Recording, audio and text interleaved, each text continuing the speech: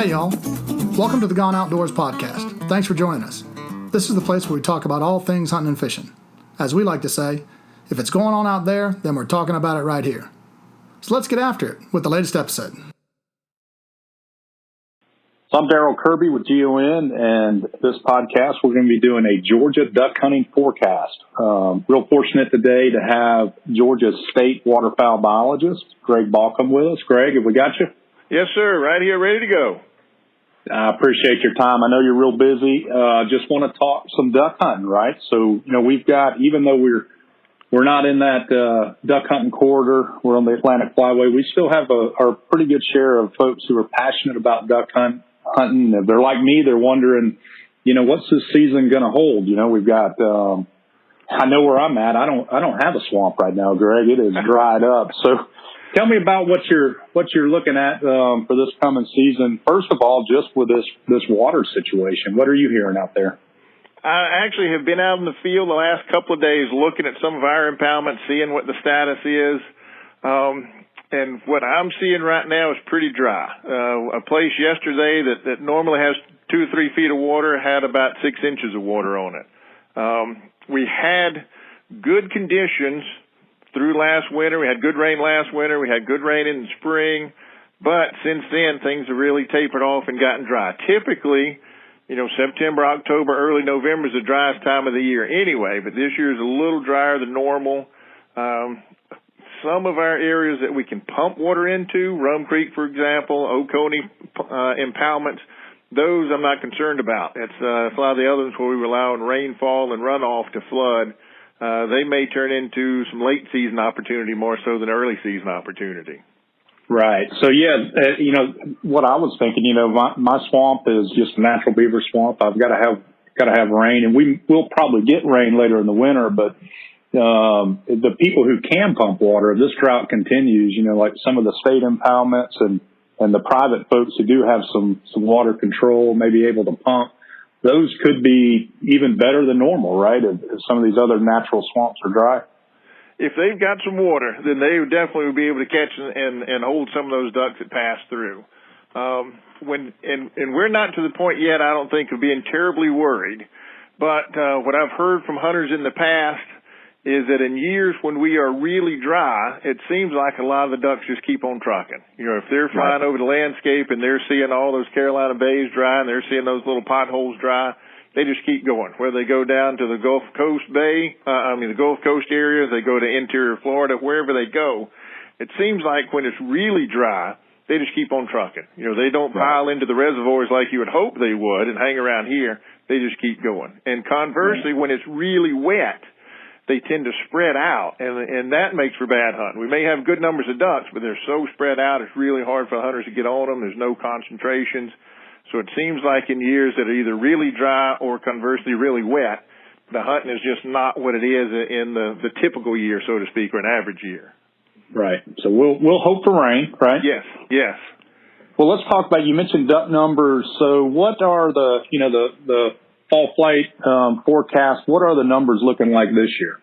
When I'm looking at impacts to Georgia, I'm not looking so much at the prairie potholes. You hear the Mississippi Flyway folks and others talk about the prairie potholes, the duck factory in North America. There's no doubt about that.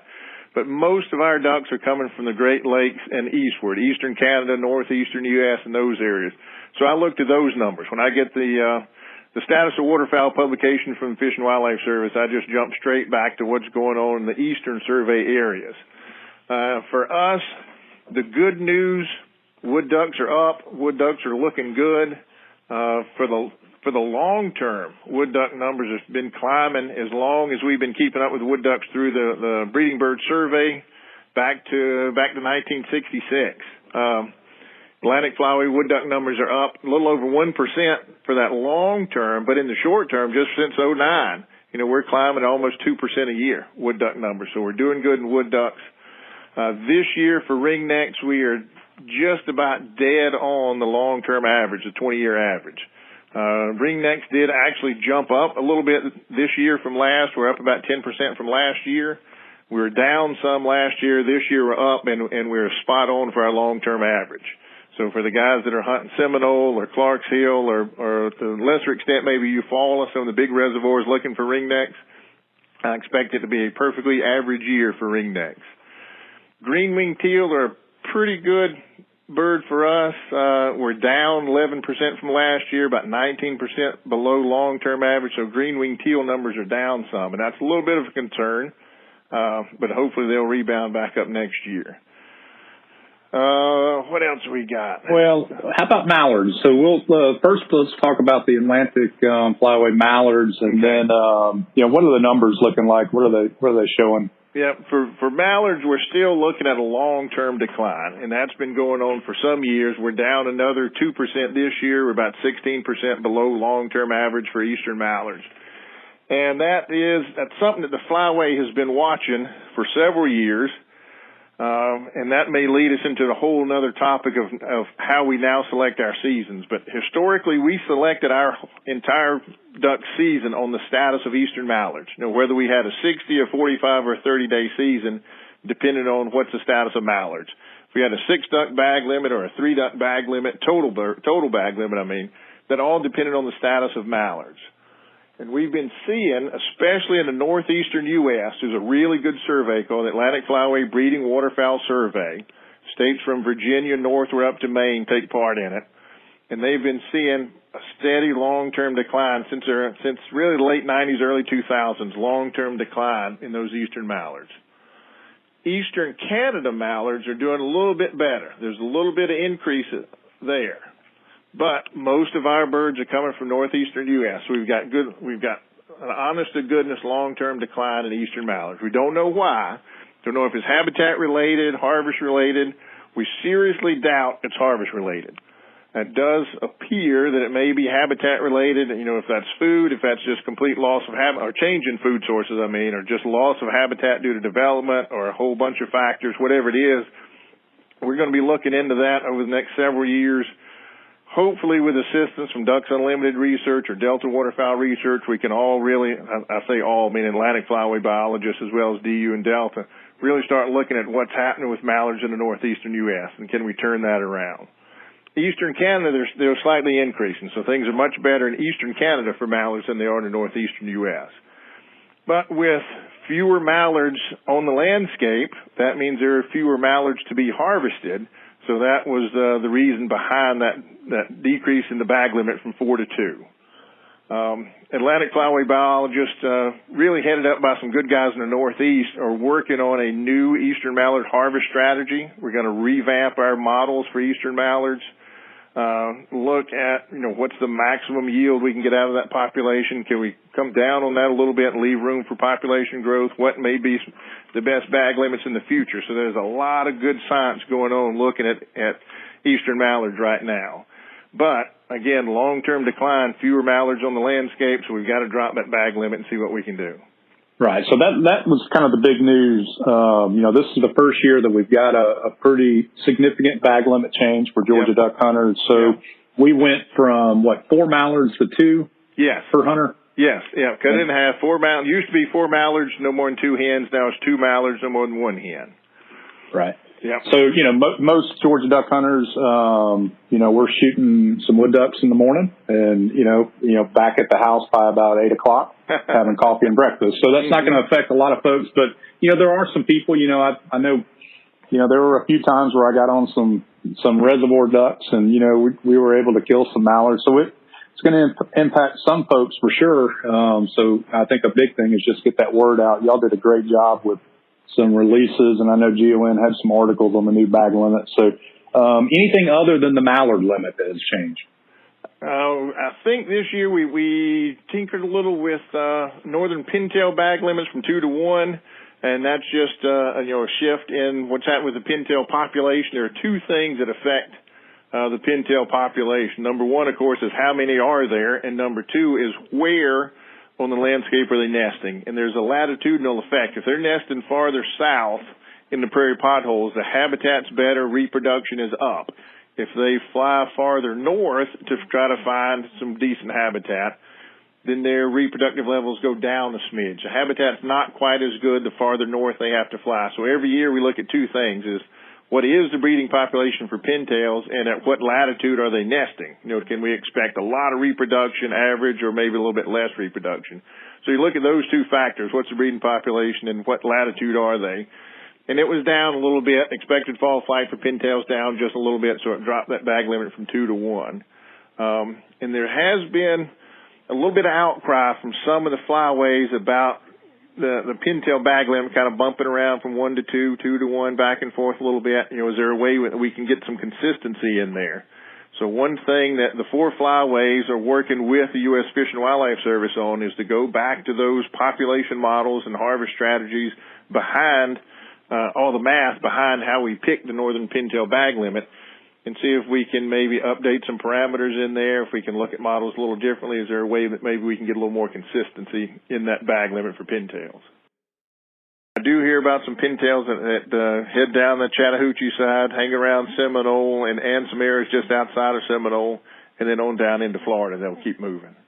Right. So, and just kind of piggyback on that thought, in Georgia, I don't know if you have the numbers on the top of your head, but, just talking about duck harvest in Georgia, wood ducks by far the greatest percentage of the bag in Georgia, correct? Absolutely. Absolutely. And I do have some numbers for you. I was ready for you this morning, so I got some averages out.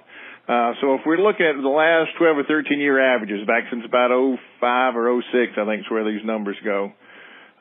We're harvesting about 143,000 ducks in Georgia, which is it's a really good number. I think it's a little higher than I was expecting. I was thinking we'd been around the 120,000 range. We're actually up a little from what I thought we were. 140,000 wood ducks, about 17,000 hunters, so they're getting a few birds each. But as you say, wood ducks far and away are the biggest bird in there at 60% of that harvest, about 85,000 wood ducks, or 60% of the total bag. If you look back farther than that, if you look back in the 90s, mallards used to be number 2 bird in the bag. Mallards have declined, mallard harvest has declined, so now ringnecks are actually our number 2 bird in the bag. About 11% of our harvest is ringnecks every year. Mallards are down to about 7.5%. Green-winged teal follow them up, and then you got blue-winged teal and mergansers about 3%. Gadwall, scaup, and redheads kind of down in there at about 2% of the harvest, and then it trickles off. So if you're one of the lucky guys that gets a canvasback, you're less than 1% of anybody else, or you're in that upper 1% of hunters, I should say. Less than 1% of hunters get a canvasback every year. All right. So, one thing I did notice when I was, going through the regulations when they came out this year was it looked like we had some new public duck hunting opportunity in Georgia. While, if you look at the quota hunts in Georgia, all the different species, I think far and away the public waterfowl impoundments that WRD does such a great job of managing and putting on the quota hunts. Those have to be the most coveted quota hunts in Georgia. I know, like for Oconee, you might have to have 7 or 8 years worth of rejection before you can get in there. So I did see where it looked like y'all, as always, are always looking for opportunity. And then what do we have new this year in Georgia that wasn't available before? New this year is the BF Grant Wildlife Management Areas waterfowl impoundments. We built those in the very late 1980s, just before 1990, in partnership with Ducks Unlimited. They've been great partners with us getting habitat on the ground through their marsh program. But BF Grant was one of the early ones that we built. It's a combination of 3 dikes and 3 water control structures, permanent water reservoir upstream, and then 2 floodable impoundments down below. And that had always been managed as a refuge area. No hunting. Bird watchers were allowed, photographers allowed, anybody can come in and look at the birds. It gave the birds a place to rest, and then they could move out of there, move on down the flyway, wherever they wanted to go. Of course, here we are, let's see, almost 30 years later, those culvert pipes started to rust. We were getting some leaks. It was time to replace the water control structure. So we put in a pretty good chunk of money replacing all 3 of those water control structures. Now we've got a cement structure with HDPE pipes, so we don't have to worry about rust. They ought to last us a good long time. But we made a nice investment there that improved our management capability up there, and we decided, we can probably offer a little public hunting opportunity here. Our surveys have shown, just as you mentioned, that public waterfowl hunting opportunity is one of the most coveted things around, just as you say. Most hunters have a deer lease that they can go to. They probably can go to that same deer lease in the spring and hunt turkeys. What they don't have is access to private lands for waterfowl hunting. So our waterfowl hunters really rely on public properties for waterfowl hunting, whether that's reservoirs or our impoundments or Fish and Wildlife Service managed impoundments like at Eufaula Refuge. So we're really happy to be able to make those improvements at BF Grant, and given it now we can manage it better than we have been for the last several years, to ease into that with a couple of quota hunts, see how the turnout is, see if we can maybe increase a little hunting opportunity there into the future. But we're starting conservatively, just a couple of hunts this year, but we'll see how it works out and see how things look in the future. But we are really happy to have that new opportunity for our Georgia waterfowl hunters. I think that's great. And I know y'all did that. It's been a while now, but opened up a little bit of youth opportunity at Rum Creek on the DU Marsh project down there. And that worked out great, didn't it, in terms of just providing a little opportunity? And Yep. We've got two spots over there, a little place called the Heron Pond. We don't have as good a management capability as we'd like. We have to rely on rainfall to flood it, but that's in the youth area, and youth can go there. But as you mentioned, that long-term used to be a refuge marsh project we built with DU back in about 1988. We were able to get some youth hunting opportunity in there. And I'll tell you the backstory on how that came about is we had been managing that as a refuge area with the main Lake Juliet being open for all the hunters. So the birds could move back and forth, too much pressure, they can rest on the refuge, they can move back out on the lake, be available to hunting. But within the confines of the actual plant, there at Plant Share, they've got two reservoirs, smaller reservoirs tied right to plant operations, one they refer to as the settling pond and one they call the ash pond. So when I started flying the midwinter surveys, I noticed that there were a lot of ducks that would sit on the back edge of those two ponds that were in that controlled area around the plant. So I said, well, hunters have access to Lake Juliet. They don't have access to the marsh pond, and they don't have access to those spots by the plant. And those ponds by the plant sometimes would hold a couple of thousand birds. And so it struck me that area back there is the real refuge. What we're managing is kind of an extra refuge. Then you got the main lake. So that really was the impetus to open up the marsh pond, was that there was an additional refuge essentially already available in the ash ponds and settling ponds there by the plant. Yeah, that's great. And I know duck hunters in Georgia are appreciative of that kind of work going into the management and providing opportunity. That's good stuff. Tell me about duck hunter numbers in Georgia. I know I was talking to a biologist in Alabama, I think it was last year, who mentioned, if I remember correctly, that in Alabama, waterfowl hunters are really the only hunter group that has increased over there. Are you seeing something similar in Georgia, or Georgia duck hunter numbers?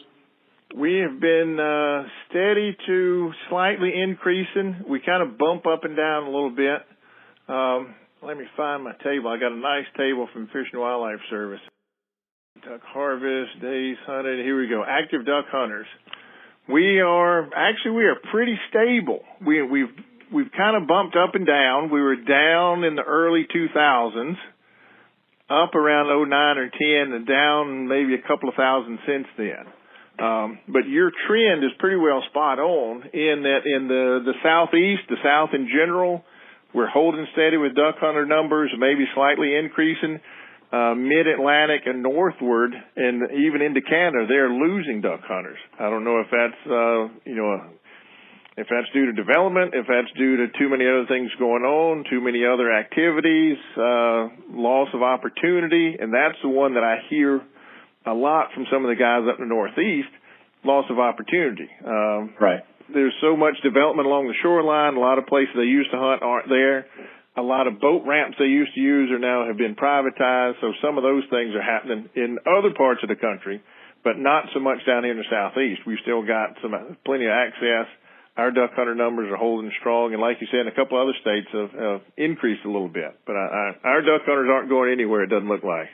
No, I don't think so either. They're passionate about it. For a hunter group, I don't know turkey hunters may argue, but I think duck hunters may be the most passionate about what they do in terms of what it takes to kill a duck. Boy, I tell you what, we'll go through a lot of pain, a lot of suffering, and hopefully come home with a bird or two. Well, it's always been a passion of mine, and I think you too, Greg.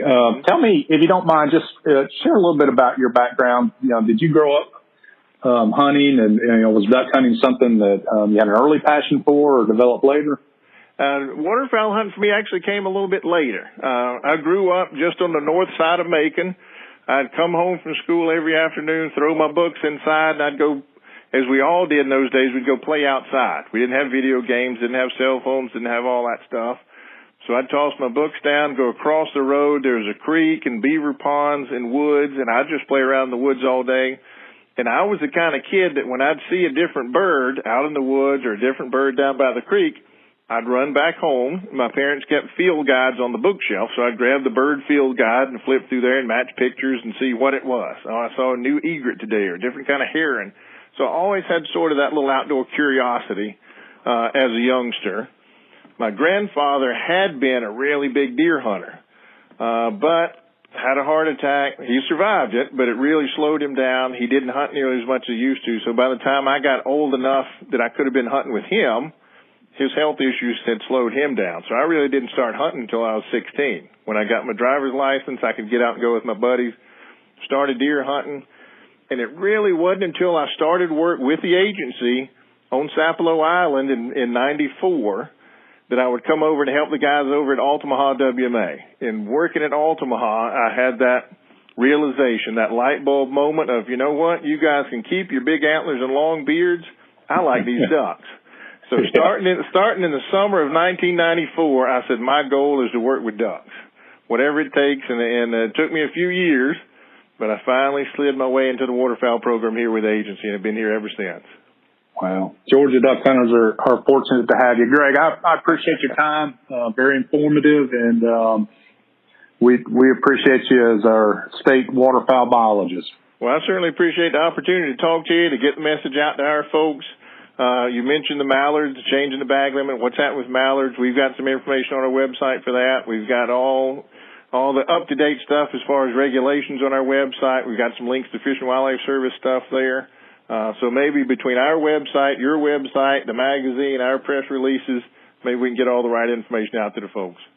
That's right. Thank you, Greg. And listeners, check out, we'll have the Georgia Duck Hunting Forecast at GON.com and an article in the November issue, and we'll also have links to all the WRD information in our show notes. Greg, we appreciate you, man. Yes, sir. Thank you.